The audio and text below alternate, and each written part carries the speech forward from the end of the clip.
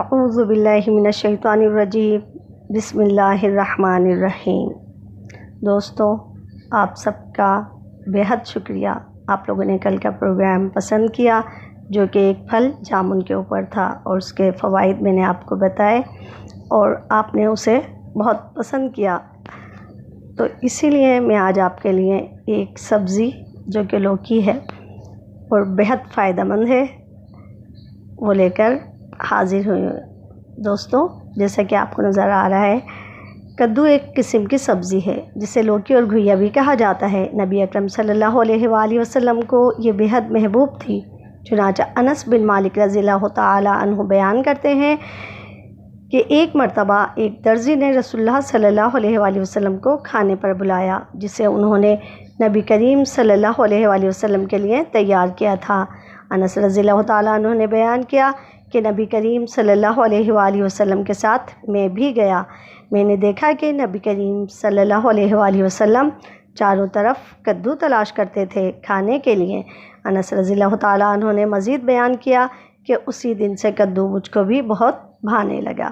یہ صحیح بخاری کی حدیث نمبر 5379 ہے۔ اور دوستوں، جو چیز رسول اللہ صلی اللہ علیہ وآلہ وسلم کو پسند ہو اسے سنت میں شامل کیا جاتا ہے، اور جو کام سنت میں شامل ہو، جو بھی بات، وہ ہمارے لیے بے پناہ فوائد کا حامل ہوتی ہے۔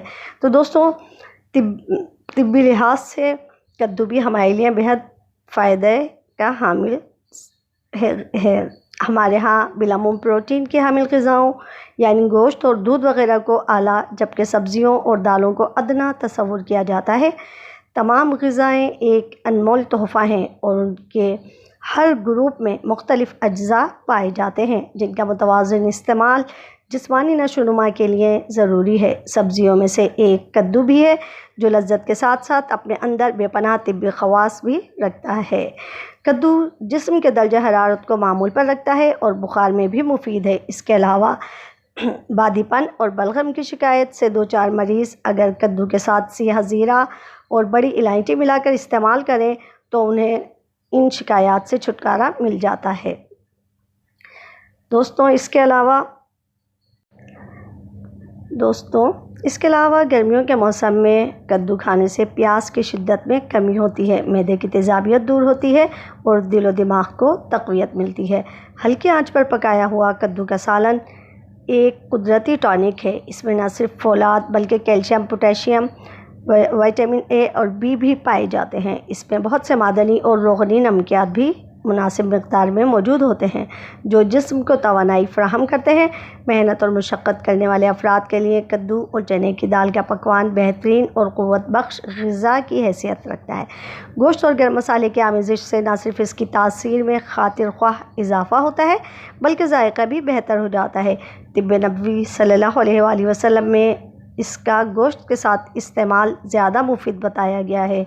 دالوں میں جس طرح مونگ کی دال بے ضرر تصور کی جاتی ہے، اسی طرح کدو کو بھی سبزیوں میں بے ضرر خیال کیا جاتا ہے۔ دوستوں، کدو کی طبی فوائد کا اندازہ اس سے لگایا جا سکتا ہے کہ کان کے درد میں اگر کان میں پانی چلا جائے یا پھر کان میں درد ہو تو اس کے لیے بھی کدو کا پانی پینے سے استفادہ کیا جا سکتا ہے۔ کسی بھی پنساری سے روغن گل لے کر اس میں اس کے ہم وزن کدو کا پانی ملا لیں۔ کان کے درد کی صورت میں اس محلول کو 2 سے 3 قطرے کان میں ڈالیں، انشاءاللہ درد سے نجات ملے گی۔ دوستوں، بچھو کا ڈنک، گھر میں کسی کو بچھو کا ڈنک مار دے اور فوری طور پر ڈاکٹر تک پہنچنے میں دشواری ہو تو آپ اس سبزی سے کس طریقے سے مستفید ہو سکتے ہیں۔ آپ کدو کے گودے سے مریض کو فوری طبی امداد دے سکتے ہیں۔ ڈنک والی جگہ پر کدو کے گودے کا اچھی طرح لیپ لگا دیں اور ساتھ ہی اسے اس کا پانی بھی پلائیں، زہر کا اثر زائل ہو جائے گا۔ دوستوں، سر کی خشکی جو کہ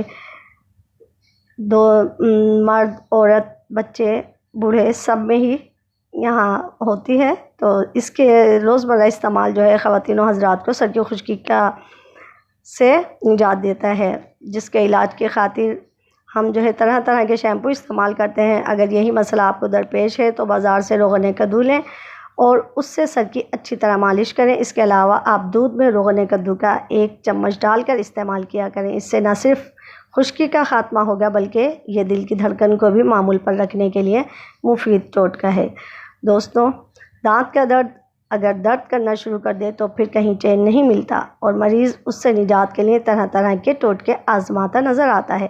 اگر آپ بھی اس صورتحال سے دوچار ہیں تو کدو کا گودا 5 تولے اور لہسن 1 تولہ لے کر دونوں کو ایک سیر پانی میں ڈال کر خوب اچھی طرح سے پکائیں۔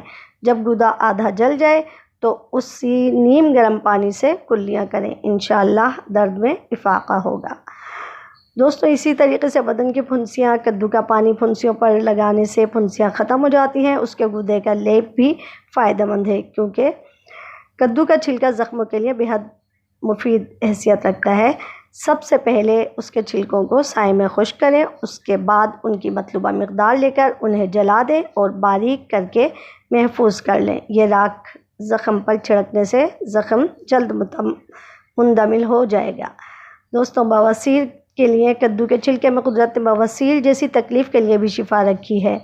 اس کے لیے کدو کے حسب ضرورت چھلکے لے کر انہیں سائے میں پیس لیں۔ دن میں صبح اور شام 6 ماشا سے 1 تولہ تک ان چھلکوں کو تازہ پانی ساتھ کھا لیں، اسے اپنا معمول بنا لیں۔ یہ ٹوٹکا نہ صرف بواسیر کے مریضوں کے لیے مفید ہے بلکہ خونی پیچش کے لیے بھی لاجواب ہے۔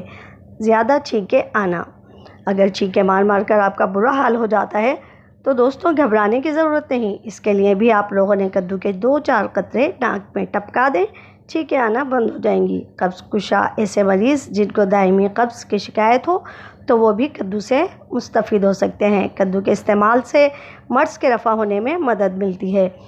مکھیوں سے بچاؤ، کسی چیز کو مکھیوں سے محفوظ رکھنے کے لیے اس پر کدو کی بیل کے پتے رکھ دیں، مکھیاں ہرگز اس پر نہ بیٹھیں گی۔ اگر شیرخوار بچوں پر دن کے وقت کدو کے پتے رکھ دیے جائیں تو بھی مکھیوں سے محفوظ رہیں گے۔